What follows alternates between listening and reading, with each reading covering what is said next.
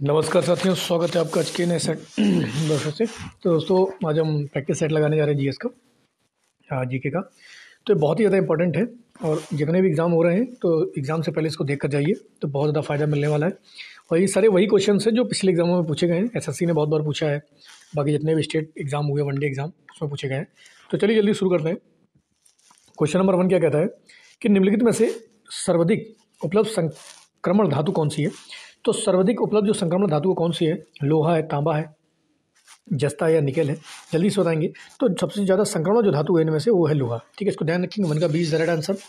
अगला है कि इनमें से कौन सी श्रेणी गुणित अनुपात के नियम का पालन करती है। कौन सी जो श्रेणी है वो गुणित अनुपात के नियम का पालन कर रही है। तो जल्दी से बताएंगे। Option A, B, C, D. तो दो का क्या हो जाएगा, तो डी। तो ध्यान रखना K2O, K2O2, फिर KO2। तो इस चीज़ को ध्यान रखेंगे। 2 का D is the right answer हो जाएगा। आगे हम बात करते हैं क्वेश्चन नंबर 3 कि जंग लगने पर लोहे का भार क्या होगा। अच्छा, ये एग्जाम में बहुत बार क्वेश्चन पूछा गया है कि भाई तो बताइए कि जंग लगने के बाद लोहे के भार में क्या आता है, क्या परिवर्तन होगा, बढ़ेगा, घटेगा या वैसा ही रहेगा, या इनमें से कोई नहीं। तो जल्दी से बताएंगे। तो लोहे का भार बढ़ता है। ध्यान रखना, ये मत समझना कि जंग लगने के बाद वो खोखला हो जाता है। जंग लगने के बाद उसमें भार बढ़ जाता है। तो 3 का B is the right answer. आगे बात करते हैं क्वेश्चन नंबर 4 कि हाइड्रोजन परऑक्साइड किस रूप में कार्य नहीं करता है। तो हाइड्रोजन जो परऑक्साइड है किस रूप में कार्य नहीं करता है, अपचयक, उपचयक, निर्जलक या विरंजक। तो जल्दी से बताएंगे 4 का क्या राइट आंसर हो जाएगा। तो 4 का आपका आंसर हो जाएगा निर्जलक के रूप में कार्य नहीं करता है। तो 4 का सी इज द राइट आंसर हो जाएगा। ध्यान रखना, ये सारे क्वेश्चन प्रीवियस ईयर जो पेपर हुए हैं उनसे लिए गए हैं और ये बहुत ज़्यादा इंपॉर्टेंट क्वेश्चन हैं जो आने वाले एग्जाम्स में यहाँ से पूछे जाएंगे। देखो, चूने वाला क्वेश्चन तो जरूर पूछा जाता है। क्वेश्चन नंबर 5 कि चूने के पानी में CO2 का अधिक प्रभावित करने से क्या बनता है। अगर चूने के पानी में CO2 को ज़्यादा प्रभावित कर दिया जाएगा तो क्या बन जाएगा वो, जल्दी से बताएंगे। 5 का क्वेश्चन नंबर क्या हो जाएगा, CaHCO। ध्यान रखेंगे, CaHCO3 का होल पावर 2। ठीक है, तो 5 का कौन सा आंसर हो जाएगा, 5 का D is the right answer हो जाएगा कि CaHCO3 2 बनेगा।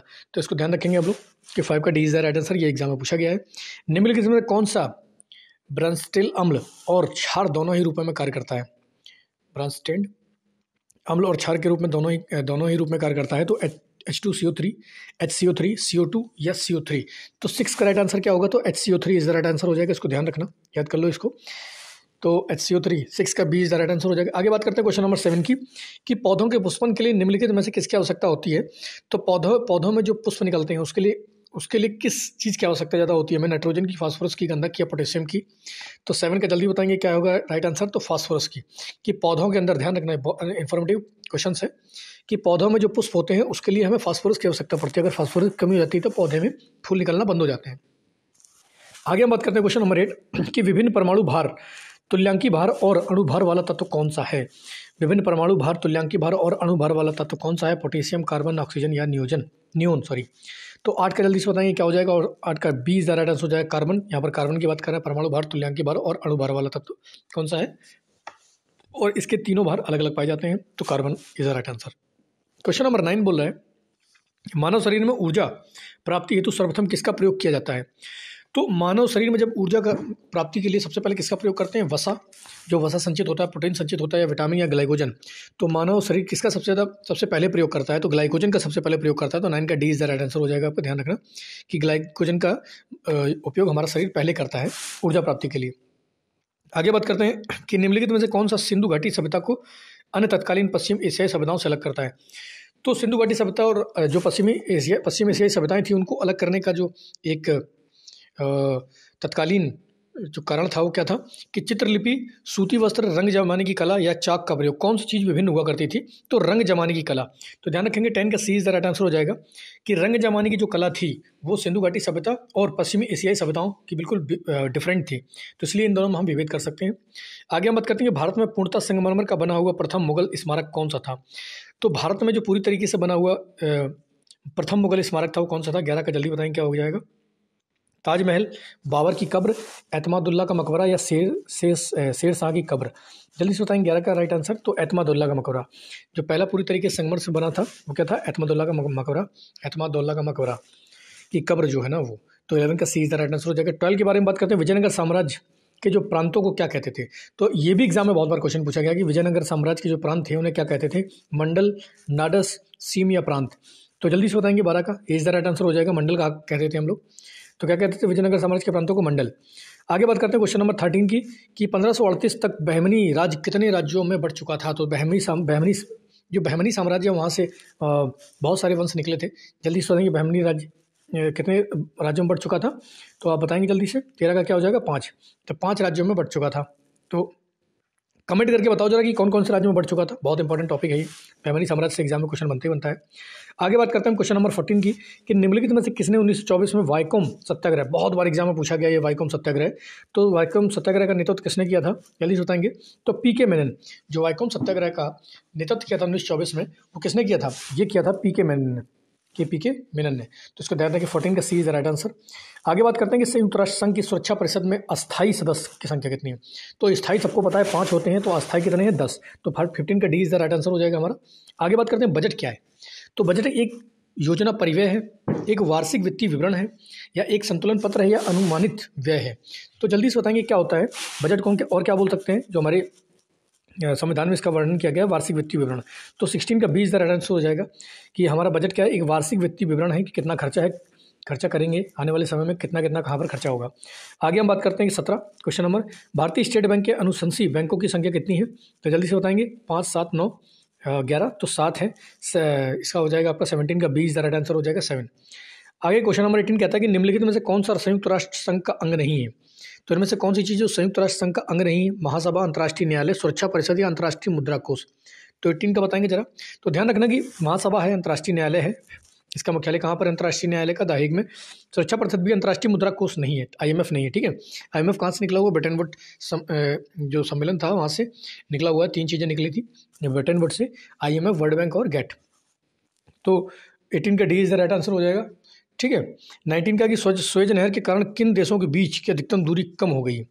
तो यूरोप और एशिया, ऑस्ट्रेलिया और पश्चिमी यूरोप, भूमध्य सागरीय देश और जापान, न्यूजीलैंड और ब्रिटिश द्वीप समूह। तो स्वेज नहर के कारण किन देशों के बीच की अधिकतम दूरी कम हो गई है। तो जल्दी बताएंगे, यूरोप और एशिया की, या ऑस्ट्रेलिया, पश्चिमी यूरोप की, भूमध्य सागर देश और जापान की। तो इसका राइट आंसर हो जाएगा यूरोप और एशिया की, क्योंकि पहले पूरा केप ऑफ गुड होप को चक्कर लगा के जाना पड़ता था। अब क्या हो गया कि यूरोप और एशिया को स्वेज नहर के रास्ते से, तो जो काफ़ी 7,000 किलोमीटर का चक्कर लगाना पड़ता था वो बच गया है। तो 19 का ए इज द राइट आंसर हो जाएगा। आगे बात करते हैं 20 में, कि पृथ्वी अपने अक्ष पर घूम रही है और साथ ही साथ सूर्य के चतुर्दिक परिक्रमा कर रही है। इसी कारण क्या होते हैं। तो पृथ्वी अपने अक्ष पर घूमती है और सूर्य की परिक्रमा करती है, तो इसकी वजह से क्या होता है, ज्वार भाटा होता है, ताप में लवणता में फ़र्क पड़ता है, या आपका दिन और रात होते हैं, या अक्षांश और देशांतर इससे शो होते हैं। तो ध्यान रखना इस चीज़ को कि अभी क्या है ना, कि इसमें दिन और रात होते हैं, और ऋतु जो होती हैं, ऋतुओं में क्या होता है, परिवर्तन होता है। तो option C is the right answer हो जाएगा 20 का, कि दिन और रात होते हैं और ऋतुओं में परिवर्तन होता है, ठीक है। क्वेश्चन नंबर 21 कहता है कि 23.5 डिग्री उत्तरी अक्षांश और दक्षिणी अक्षांश को क्या कहते हैं। तो 23.5 डिग्री जो उत्तरी अक्षांश होता है और 23.5 डिग्री दक्षिणी अक्षांश होता है, इसे क्या कहते हैं। तो उत्तरी अक्षांश को तो कहते हैं हम, जल्दी बताएंगे, कर्क रेखा, और दक्षिण को कहते हैं मकर रेखा। 21 का ए इज द राइट आंसर हो जाएगा। आगे हम बात करते हैं कि 22 का, कि निम्नलिखित में से किस प्रकार की चट्टानों में कोयला और पेट्रोलियम पाए जाते हैं। तो अग्नि में, कांतरित में, अवसादी में, ग्रेनाइट में। तो कौन सी चट्टानें ऐसी होती हैं जिनमें कोयला और पेट्रोलियम पाए जाते हैं, एग्जाम में बहुत ज़्यादा पूछा जाता है ये, जल्दी बताओ। तो अवसादी चट्टानें होती है, अग्नि चट्टानें तो बहुत ठोस होती है, इनमें कुछ नहीं पाया जाता है। कांतरित जो होती हैं वो मतलब अग्नि से ही बनती है, अवसादी से ही बनती है कांतरित चट्टानें, ग्रेनाइट की चट्टानों में नहीं होता है। अवसादी चट्टानें होती है जिनमें बहुत सारी चीज़ें खनिज पाए जाते हैं। तो 22 का सी इज द राइट आंसर हो जाएगा। 23 का है कि गहराई में चट्टानों के आकस्मिक समायोजन में किसकी उपस्थिति होती है। समस्थिति की, असमरूपता की, ज्वालामुखी की, या भूकंप की। तो गहराई में चट्टानों के आकस्मिक समायोजन से किसकी उत्पत्ति होती है। जब गहराई में चट्टानें आपस में टकराती हैं तो क्या आता है भाई साहब, भूकंप आता है। ध्यान रखेंगे इस चीज़ को। तो 23 का D is the right answer हो जाएगा। 24 क्वेश्चन नंबर है कि इल्तुतमिश ने लाहौर के स्थान पर सल्तनत की राजधानी कहाँ बनाई थी।